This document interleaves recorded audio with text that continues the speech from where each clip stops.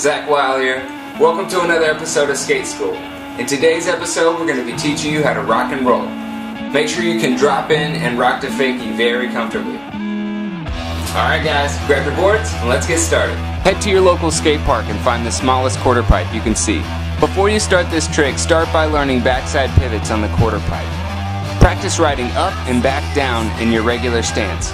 Once you've got the backside pivot motion down, it's time to try the rock and roll. For foot placement, put your front foot on the front bolts of your skateboard. Your back foot can be covering your whole tail. Now you're going to use the same motions as the rock to fakie, but as you go up the ramp, lean into the ramp as you would a backside pivot before you rock your board on the coping. So as you come off, you're already turning into the rock and roll motion. As you're coming up the ramp, lift your front truck up over the coping. Slam the middle of your board down on the coping, just like a rock to fakie.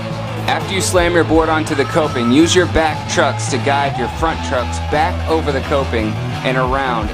Use the rock and roll motion on the ramp to help you shift your weight into the backside 180.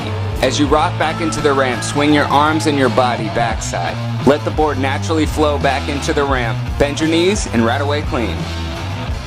After you've mastered the rock and roll, you can bring it to bigger and bigger ramps or even take it to the streets.